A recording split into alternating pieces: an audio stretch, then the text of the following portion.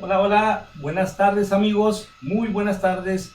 Gracias por estar con nosotros nuevamente en este jueves a las 7 de la tarde. Recuerden que todos los jueves vamos a estar aquí dando estos temas de salud. Este tema del día de hoy, el trasplante, el estado actual y el futuro de los trasplantes. ¿Qué es lo que viene para los trasplantes de órganos? No nada más de riñón, sino de todos los órganos. Es el tema del día de hoy. Pero antes de iniciar, quiero agradecer a Bajacor por ser anfitriones aquí en sus instalaciones, que son instalaciones de primer mundo. Son instalaciones en donde se pueden realizar reuniones de negocios, reuniones de académicas. Son dos instalaciones aquí en la avenida Obregón y también esta otra instalación en Centro Cívico. Muy recomendables, Bajacor, lugares para poder hacer reuniones ejecutivas bien recomendadas. También quiero agradecer a Único BC, la revista, una de las revistas de mayor prestigio en toda la región y en todo el estado. Único BC, muchas gracias por apoyar a este proyecto que es la difusión de la salud a todos los niveles de Baja California, porque creemos que Baja California necesita estar informado de temas de salud actualizados para prevenir enfermedades que son muy costosas, son crónico-degenerativas, que son costosas, y así con la información a través de textos escritos, a través de plataformas de redes sociales y a través de este tipo de información con contenido de importancia de salud, vamos a ayudar a muchas personas, estoy convencido de eso. Y agradecer también a Ivonne, que nos apoya mucho aquí en las instalaciones de Bajacor. Gracias, Ivonne, por ser una persona muy cordial y sobre todo muy prácticamente cooperadora en todo lo que se requiere aquí para poder producir este tipo de evento, este tipo de producción de Único BC, y sobre todo lo que es el tema de salud con el doctor César González. A todo el equipo también, Raimundo Leiva, gracias por el apoyo que estamos teniendo siempre, cada semana contigo. A Stephanie, qué decir, gracias Stephanie por el apoyo y la gran ayuda que tenemos siempre contigo. Gracias. Ahora quiero comentar que pues estamos muy contentos por la evolución de nuestra querida amiga Karina, que el día martes realizamos un trasplante de riñón a Karina, a su hermano que fue el donante, a Manuel, a su mamá, a su papá, a toda la familia. Mil bendiciones, una satisfacción enorme porque fue una cirugía compleja. Gracias a todas las personas de Mexicali que se sumaron a este proyecto de ayudar a Karina y a toda la familia. Gracias al Canal 66, que también fue a través de ese medio que conocimos a Karina, y fue a través de ese medio que logramos comprometernos con la salud de ella, y se miró cristalizado ese objetivo, este sueño con el trasplante, un trasplante exitoso, gracias a Dios, que fue así a pesar de todas las dificultades de salud que tuvo Karina antes de entrar a su trasplante, varias veces en terapia intensiva, porque recuerden que la enfermedad renal crónica es una enfermedad que va consumiendo los órganos, la producción de urea que no es capaz los riñones de eliminar a pesar de la hemodiálisis, pues provocan erosiones en el estómago y así úlceras, sangrados, hemorragias, anemia, y todo eso va complicando la salud de cada persona, de cada paciente que requiere de un trasplante.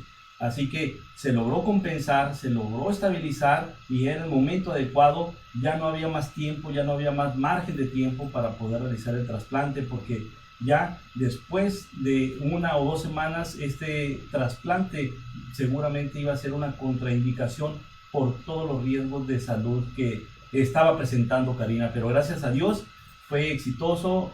Stephanie, estamos muy satisfechos, también muy agotados porque ha sido una semana intensa, pero ese agotamiento, les decía yo antes de empezar el programa, es un agotamiento que vale la pena, es un agotamiento que puede más la satisfacción y el ver los resultados. Yo creo que eso nos motiva a seguir hablando de temas de salud para evitar enfermedades que se pueden evitar escuchando, compartiendo la información. Por eso quiero que nos apoyen en compartir este tema tan importante a través de las plataformas de Facebook, Instagram, a familiares, para que estén actualizados con el tema de salud, el tema de trasplante, donación de órganos y el futuro de los trasplantes. ¿Qué nos espera? ¿Qué nos espera en un futuro? Bueno, Raimundo, pues estamos listos. Stephanie, estamos listos. No sé si hay algún comentario, sino para ya iniciar con el tema de hielo. No, está todo muy bien. Perfecto, entonces vamos a iniciar con el tema de trasplantes, el estado actual. Actualmente los trasplantes podemos decir que es una realidad. Anteriormente, antes de 1980, fue cuando con el advenimiento de los medicamentos inmunosupresores, que son los medicamentos que evitan el rechazo de los trasplantes. Anteriormente se utilizaba prednisona y otros medicamentos que evitaban el trasplante, el rechazo, perdón. Sin embargo, estos medicamentos no eran 100% exitosos, ya que la gran mayoría de los pacientes tenían un rechazo. Porque en aquel tiempo, antes de 1960, pues no había estudios como los que hay hoy en día, como son las pruebas cruzadas, por ejemplo, y los medicamentos. Por lo tanto, en 1960 existen las anécdotas históricas que se iniciaron los trasplantes, sobre todo fue en gemelos. ¿Por qué? Porque compartían muchas células y entonces el éxito fue evidente en ellos. Pero la ventana de oportunidad era muy estrecha para los pacientes que no eran gemelos, por ejemplo, a trasplantes de donante vivo no relacionado o de papá a mamá.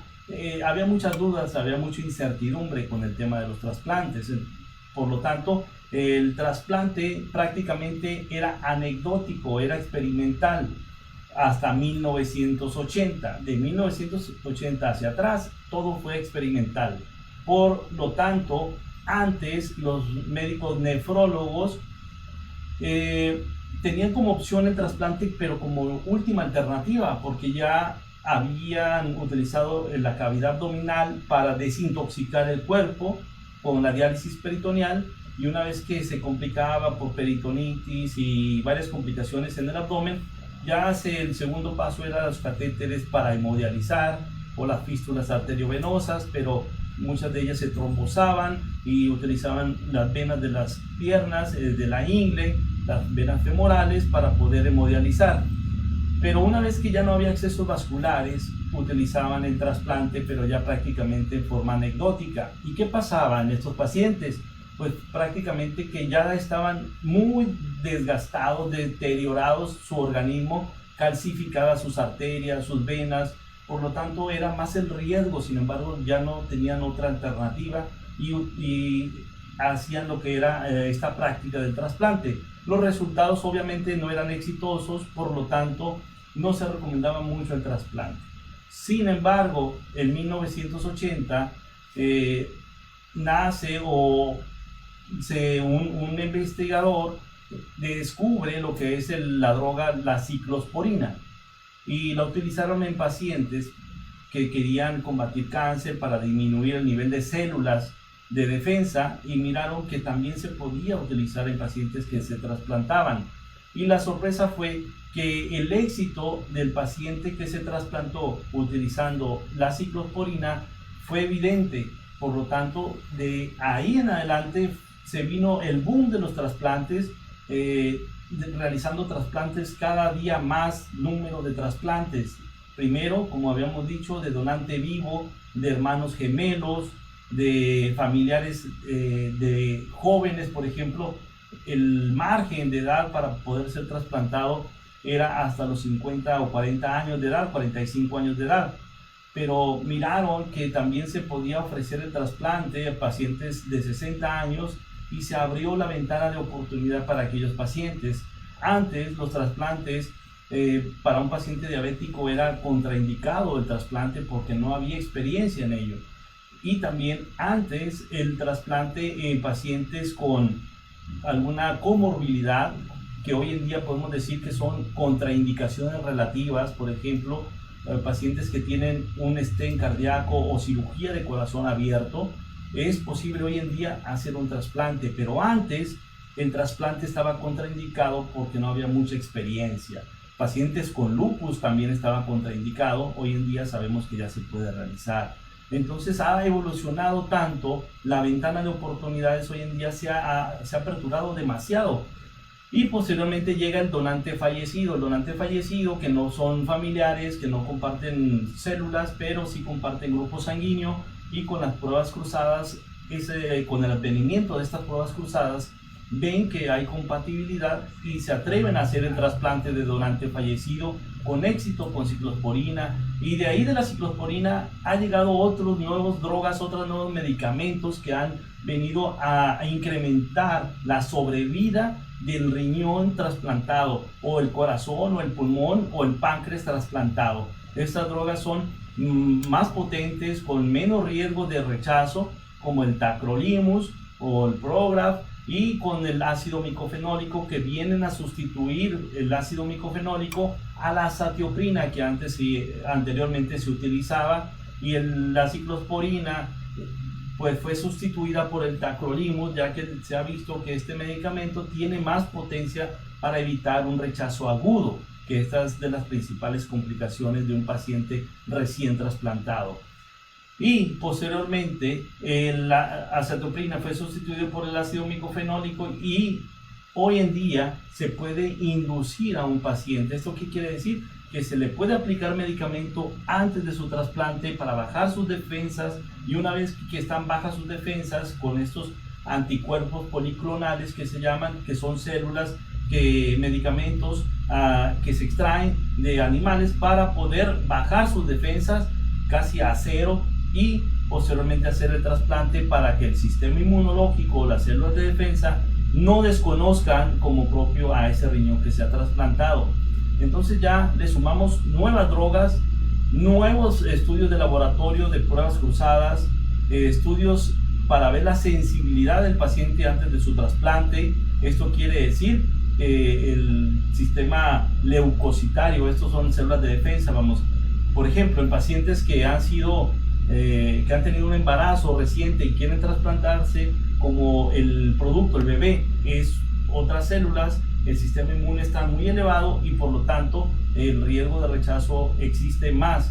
En pacientes que han sido transfundidos recientes o antes de su trasplante, hay que medir el sistema inmunológico para ver si está muy alto el nivel inmunológico. El riesgo de rechazo puede ser más frecuente. Por lo tanto, con esos estudios podemos enumerarlos y podemos decir que ya ha cambiado y ha evolucionado el tema de los trasplantes con este advenimiento de estos estudios y de estos medicamentos. Número uno, con el advenimiento de los medicamentos como la ciclosporina. La ciclosporina de 1980 en adelante fue el parteaguas de los trasplantes. El trasplante en el mundo podemos decir que fue a partir de 1980. Número 2, vienen las pruebas cruzadas. Las pruebas cruzadas, con la llegada de las pruebas cruzadas podemos ver compatibilidad. Podemos saber si el donante es compatible con el potencial receptor. Si de entrada no son compatibles, no hay que seguir con los protocolos, no hay que tenemos que buscar otro potencial donante. Pero hoy en día, incluso con pruebas cruzadas que no son favorables, todavía con los nuevos advenimientos de nuevos medicamentos, todavía es posible hacer el trasplante en pacientes hiperinmunizados. Fíjense cómo ha avanzado tanto el tema de la inmunosupresión, cómo ha avanzado tanto el tema de los trasplantes. Número 3, están los medicamentos de inducción. Antes no se hacía inducción, antes no aplicábamos medicamentos que le llaman a los pacientes vacunas, pero no son vacunas, son medicamentos que se aplican el día cero, o sea, el día de la cirugía, y 3 días después. Esto puede ser con nombres muy como trabalenguas, Stephanie, como es la timoglobulina, como es también la otra que es el Simulec o Basiliximab. Esos nombres tan raros, bueno, son los nuevos medicamentos que se utilizan para inducir a un paciente, para bajar las defensas a casi a cero y poder hacer el trasplante. Número 4, podemos hacer el estudio que se llama PRA. es un panel reactivo antileucocitos HLA, histocompatibilidad, clase 1, clase 2. Nosotros con este estudio, con el PRA, podemos saber si el paciente está hiperinmunizado. Esto quiere decir que tenga más del 30% de células de defensa en su cuerpo, es el riesgo mayor para poder tener un rechazo, y entonces tenemos que evitar hacer un trasplante en estos casos que tengamos muchas células de defensa en el organismo. Pero se contraindica tampoco, hoy en día tampoco es una contraindicación, pero sí son estudios que a nosotros los médicos que nos dedicamos a los trasplantes son de gran utilidad antes de hacer un trasplante, en el protocolo de trasplante, para poder saber a qué nos vamos a enfrentar durante la cirugía de trasplante y después del trasplante. Por ejemplo, si hacemos un PRA mayor al 30%, sabemos que no lo podemos hacer así. Tenemos que dar un tratamiento previo para bajar ese más de 30%, ese 40%, ese 60%, y esto es a través del lavado de sangre, como si fuera hemodiálisis, pero se llama plasmaféresis. Eso es sacar la sangre a través de unas líneas y llega a un filtro, y después en el filtro se quedan, en vez de las toxinas, se quedan las células de defensa, y ahí se quedan en el filtro, y la sangre sin esas células de defensa regresan al organismo, y entonces ya bajamos al 30% antes de su trasplante. Y también hacemos la aplicación de medicamentos de este tipo de inducción, como la timoglobulina, el daclizumab. Son medicamentos que, aparte de la plasmaféresis, lo podemos bajar sus células de defensa, incluso sin pruebas cruzadas que no sean compatibles. Se puede hacer hoy en día el trasplante. Obviamente el riesgo que puede existir para un rechazo se incrementa. Estos trasplantes nosotros le llamamos trasplantes de alto riesgo. Son pacientes que se tienen que llevar a cabo esta cirugía de trasplante en hospitales de tercer nivel, en donde se tenga toda la infraestructura para poder resolver cualquier contingencia, cualquier complicación, por ejemplo un rechazo agudo, o utilizar la hemodiálisis para recuperar, terapia de rescate, y en fin. Anteriormente se hacían otros protocolos en donde se quitaba el vaso previo al trasplante en pacientes hipersensibilizados. Así, recordemos que el vaso es donde se producen células de defensa, entonces lo dejaba al paciente uno sin el vaso, con plasmaféresis y con terapia de inducción, llámese de daclizumab o timoglobulina. Entonces ya con estos nuevos medicamentos, con estos nuevos estudios, hemos avanzado infinitamente en el tema de los trasplantes, con decirles que hoy en día podemos comentar que el trasplante es la primera opción, no como antes, que se dejaba como última alternativa, porque ya no había experiencia, no había conocimiento de medicamentos nuevos como hoy. Pero hoy en día, con estos medicamentos, con estas pruebas previas a su trasplante, podemos incrementar el éxito del trasplante a un 97 a 98% de éxito de un trasplante de donante vivo, haciendo todo el protocolo de estudio, todos los tratamientos correctos para evitar el rechazo agudo, hiperagudo. Y por eso decimos que hoy en día, con ese porcentaje de éxito, podemos decir que el trasplante es la primera opción en un paciente con enfermedad renal crónica, que la diálisis y la hemodiálisis solamente se debe de tener en pacientes que no sabían que tenían una enfermedad renal crónica y que por una situación de urgencia fueron al servicio de urgencias para poder rescatar la vida a través de colocación de un catéter para hemodializar, para desintoxicar el cuerpo. Pero una vez estabilizado y si cuenta con la bendición de un donante, no debe de dudar en realizarse un protocolo de estudio lo más pronto posible para poder hacerse el trasplante.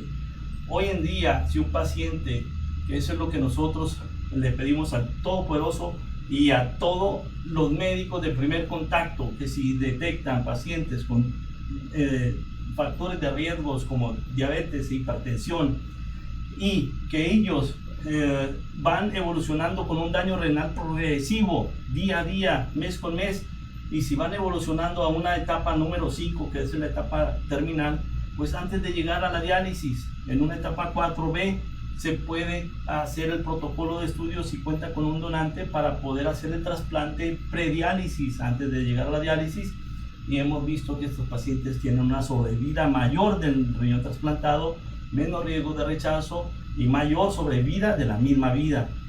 Entonces, por eso el trasplante hoy en día es la primera opción para los pacientes con daño renal crónico. Hoy en día los trasplantes se están haciendo en todo el mundo, de pulmón, de corazón, de páncreas, de intestino, y no nada más ahí. ¿Hacia dónde vamos, Raimundo? Tenemos un video ahí en donde vamos a visualizar hasta dónde ha llegado la tecnología y la ciencia en el mundo. Por ejemplo, vamos a hablar del trasplante de pulmón. Fíjense que ya a través de las células madre, el cultivo de células, podemos ver cómo se han fabricado con estas impresoras que hoy en día están a la vanguardia, que son impresoras 3D. Se han hecho este tipo de tejidos con el crecimiento de estas células, que son tan pequeños que están prácticamente haciendo la función de los alvéolos. Es donde se lleva a cabo el intercambio gaseoso, la sangre con el oxígeno, para poder así oxigenar o depositar esas moléculas de oxígeno a los eritrocitos, que son los glóbulos rojos, y estos a su vez llevar esa sangre oxigenada a los órganos, a los tejidos vitales. Pero vean, estos organelos son prácticamente del tamaño de un penny, son súper pequeños para poder formar varios de ellos y así formar lo que son los bronquios, los alvéolos de un pulmón, y poder llevar a cabo esta función. Y tenemos otro video en donde se ha avanzado precisamente todo enfocado a las impresoras 3D. Estos productos, estos materiales que se están utilizando son materiales que prácticamente no tienen alguna reacción en tejido humano, que no se adhieren, que no tienen esa situación que puedan tener una complicación. De hecho, este corazón ya va a estar muy próximamente a la venta en Europa, y va a ser posible poder ya implantarlo dentro del organismo, porque este corazón, que tiene pues la función fundamental, que es la bomba, es como una bomba de recibir la sangre desoxigenada y expulsar la sangre ya oxigenada, pues esta lo va a hacer esta bomba artificial, que se ha hecho una impresión 3D a medida de cada paciente. Por lo tanto, el futuro de estos pacientes se ve cambiado, se ve un aliciente impresionante, sobre todo en aquellos pacientes que tienen una insuficiencia cardíaca, que ya han sido pacientes que tuvieron un infarto muy grande, que su corazón ya no tiene esa fuerza, porque el corazón es un músculo, y cuando deja de recibir sangre, pues ya prácticamente ya no se mueve esa parte del músculo que sufrió la falta de oxigenación, y por lo tanto es un paciente que al caminar se agita, es un paciente con una insuficiencia cardíaca. Pero vean cómo cada reservorio, cada cavidad es llenada por sangre desoxigenada, oxigenada, todo a un ritmo como los marcapasos hoy en día. Recuerden que los marcapasos también es sintético, que funge la función del impulso cardíaco con el ritmo que tiene que tener ese paciente, y que se puede regular a través del software de computadora para tener un ritmo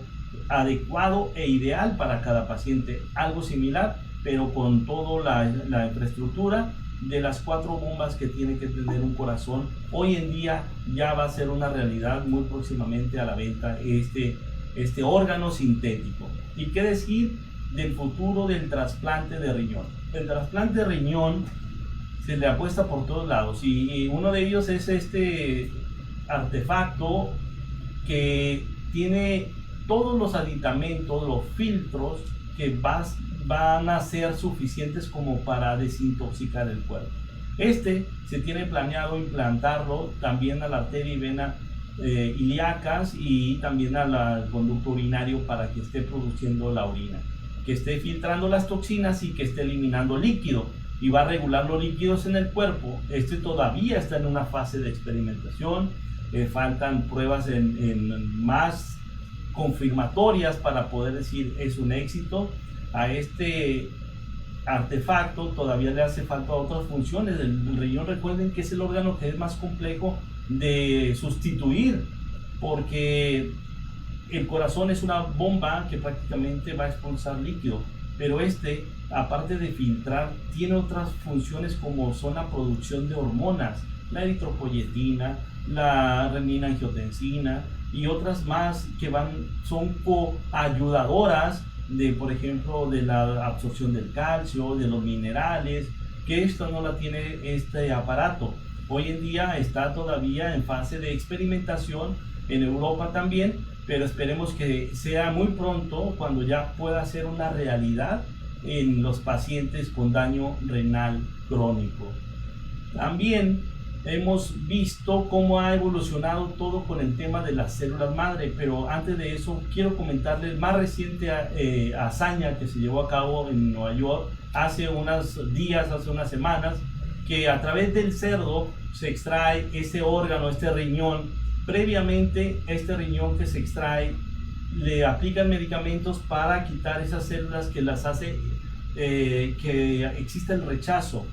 Entonces se lava, se medica, y ya una vez medicado, quitando el riesgo del rechazo, se coloca en un paciente en las venas y arterias femorales y se conecta en la pierna, para poder visualizar directamente la producción de orina.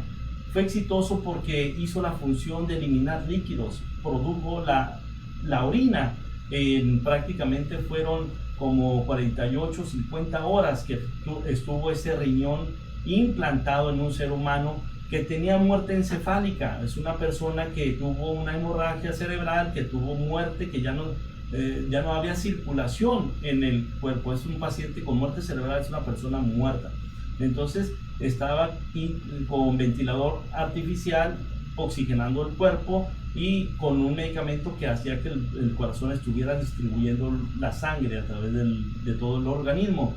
Y ahí a esta persona se le pide la autorización a la familia de poder utilizar o poder hacer este tipo de trasplante experimental para ver el futuro, hacia dónde se puede ir el tema de los trasplantes. La familia autoriza el implante de este nuevo riñón a esta persona y resulta que fue exitoso, que no hubo rechazo hiperagudo, a pesar de ser otro ser vivo diferente, que es el cerdo. Recordemos que filogenéticamente somos casi muy idénticos a los cerdos, al puerquito, pues, al lechón, Ray. Hay que cuidarlos, hay que cuidar mucho a los puerquitos de hoy en adelante, porque pues vemos que somos filogenéticamente casi similares, idénticos, y que pues en un futuro, si todo va hacia ese destino, pues muy seguramente ellos van a salvar la vida de muchos seres humanos a través de este tipo de trasplantes, ¿no?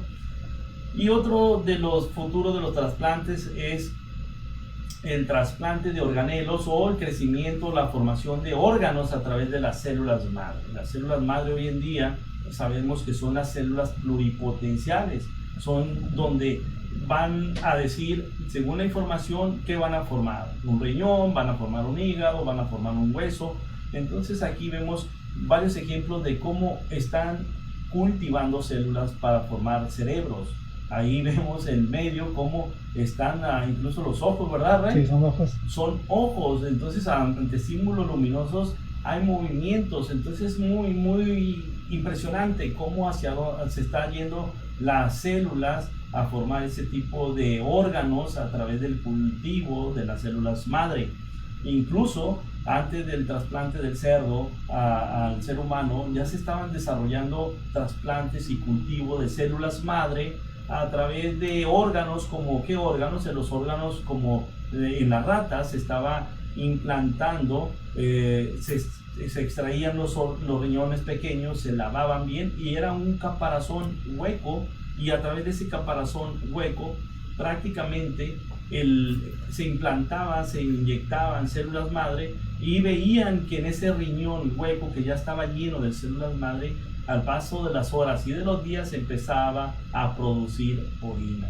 Es maravilloso esto porque vemos cómo células dentro de otro caparazón, de otro tejido, de otro ser, empiezan a formar la misma función. Entonces, para allá va, para ya sean órganos impresos por impresora de 3D, en donde se inyectan células madre, que hoy en día se pueden hacer, sí, es una realidad. En el trasplante de corazón, por ejemplo, se inyectan células madre en pacientes con una insuficiencia cardíaca, se siembran esas células madre. Antes se tenían que abrir al paciente y se tenían que inyectar como si fuera surcos de una parcela, inyectaban las células madre para poder en ese tejido, en ese músculo, que regenerara el miocardio o los músculos del corazón y poder así que empezar otra vez a tener la misma función de expulsar la sangre, de contraerse ese corazón. Si vemos, es maravilloso cómo ha avanzado la célula, y eso es una realidad ya, el trasplante de células madre en pacientes con una insuficiencia cardíaca, que ha evitado el trasplante del corazón entero. Pero se ha querido hacer el trasplante de células madre, por ejemplo, otras realidades en páncreas, que se inyectan células madre y se van creciendo islotes pancreáticos con células de Langerhans, que son las células productoras de insulina. Se han visto que ya han tenido éxito también. Y también hemos visto que las células en los riñones, células madre, no han sido todavía tenido éxito. No han tenido éxito en el trasplante de riñón con células madre porque es tan compleja que todavía no se ha logrado. Pero sin duda, yo creo en un futuro vamos a ir hacia las células madre o hacia el xenotrasplante, que es el trasplante de seres vivos diferentes, como el cerdo al ser humano. No sé si hay algún comentario, pero hemos tratado en pocos minutos hablar de lo que fue el trasplante, lo que es hoy en día y lo que viene en un futuro próximo. No hay preguntas hasta el momento, doctor, pero sí muchísimos saludos. De parte de Selene Leal, Lorena López, Limón Félix, Ivonne, de aquí de Bajacor, Margarita Nieves, Socorro Corral, Samuel Bravo. Nombre para todos mis amigos, les mando yo un fuerte abrazo a Samuel, a Ivonne y a mi amiga Nieves de allá de la costa, a todas las personas que nos están viendo. Los invito a que compartan la información, porque esto es cultura de los trasplantes, el cómo antes era un mito, hoy es una realidad, y cómo en un futuro se vienen cosas maravillosas para evitar que muchas personas pierdan la vida esperando un donante, un órgano para poder tener mejor calidad de vida o poder vivir. Así que estamos muy entusiasmados para que esto en breve vaya evolucionando rápido y bien, para estar todos maravillosamente gozando de salud. Por eso les mando un saludo a todos mis amigos y les invito a que compartan esta información a través de las plataformas que ya sabemos: Instagram, WhatsApp, Facebook, y visiten la página del blog, en donde muy pronto van a ver cosas nuevas, maravillosas, de contenido científico, médico, en donde vamos a estar tratando de informar y resolver todas sus dudas. Los invito a que nos también sugieran temas que quieran saber, como este que ya estaba prometido. Hoy lo cumplimos. Estamos a la mejor disposición para poder resolver todas las dudas que tengan, ¿sí? Hay un comentario de la señora Silvia Martínez Ledesma. Pregunta: doctor, el trasplante que menciona del cerdo, ¿cuál es el tiempo de vida del ser humano? Porque la vida del cerdo es menor. Ok, todavía está en una fase de experimentación. Lo que sí se sabe es que el cerdito comparte muchas células que son muy similares a las del ser humano. Entonces, por eso se escogió a este cerdito poder hacer este tipo de trasplante. Vamos, una vez ya trasplantado, falta mucho camino por recorrer, ver la sobrevida del mismo injerto ya trasplantado, ver porque eso fue exitoso las primeras horas. No se sabe si no hubo tiempo, para ver si ese riñón produjo las hormonas que normalmente produce un riñón de un ser humano a un ser humano, que es la renina-angiotensina, la eritropoyetina. Fueron horas nada más lo que estuvo implantado ese órgano. Lo único que se sabe es que produjo orina. No se sabe el tiempo de sobrevida. No sabemos si en los cerdos tiene una sobrevida menor, si va a ser la misma sobrevida en ese riñón trasplantado. ¿Por qué? Porque esas células que tiene ese riñón del cerdo fueron extraídas, todo fue lavado, ese sangre ya quedó el puro caparazón y es implantado con sangre humana. Entonces ahí en la sangre humana llegan también la información hasta las células pluripotenciales, células madre, y no se sabe si cambiaría la longevidad de esas células del nuevo riñón en un ser humano. Son muchos estudios que faltan por realizar y comprobar y decir con certeza esto es lo que va a pasar, ¿sí? Hay otra pregunta de la persona Melik Manuel Carrillo. Dice, ¿una persona trasplantada de riñón puede ser trasplantada de otro órgano, por ejemplo de pulmón? Claro que sí. Un paciente trasplantado puedes recibir, por ejemplo, en determinado momento por un accidente, por una enfermedad, que tenga un problema pulmonar y que tenga una insuficiencia pulmonar. Si ya es trasplantado de riñón, puede ser trasplantado de un pulmón, puede ser trasplantado de un corazón o de hígado y riñón. Nosotros hemos hecho lo que son trasplantes en una sola evento quirúrgico, lo que es el trasplante de hígado y riñón en forma simultánea. Entonces, en forma simultánea, ¿por qué? Porque un paciente con un daño hepático ya avanzado también tiene dañados sus riñones. Es por eso que existe la alternativa en ellos poder hacer el trasplante de hígado y riñón en forma simultánea. Primero obviamente se hace el trasplante hepático y en un segundo tiempo, pero en las mismas horas de la misma anestesia, se hace el trasplante. Una vez concluido el trasplante de hígado, el trasplante de riñón. Son cirugías maratónicas, son cirugías de muchas horas, pero sí es factible realizarlo. Ahora, si ya tiene el antecedente a haber sido trasplantado años atrás y requiere de un trasplante de corazón, se puede hacer. Si requiere un trasplante de pulmón, se puede hacer sin ningún inconveniente, sin ninguna contraindicación. ¿Sí? Muy bien, pues hemos tratado de resolver todas las preguntas y sí los voy a invitar a que nos digan qué temas quieren saber nuevos. Ahí tenemos algunos almacenados, guardados, que vamos a empezar a desarrollar, pero el próximo martes nos comprometemos con trasplante de páncreas. ¿Está bien? ¿Está bien? Vamos a hablar de trasplante de páncreas riñón. Es un tema también muy interesante para todos los pacientes diabéticos tipo 1. Existe esta alternativa, el trasplante de páncreas riñón en pacientes diabéticos tipo 1. El próximo martes a las 7 de la tarde, no te lo pierdas. Estamos hablando de temas actualizados, temas que te pueden servir o pueden servir a la sociedad, a la comunidad y a todos tus amigos o familiares que les interese este tipo de temas de salud. Muchas gracias por estar con nosotros. Les mando un abrazo fuerte, un beso y a todos mis amigos y amigas que están escuchándonos, nos están viendo, con todo mi cariño del mundo. Y recuerden que sin donante no hay trasplante.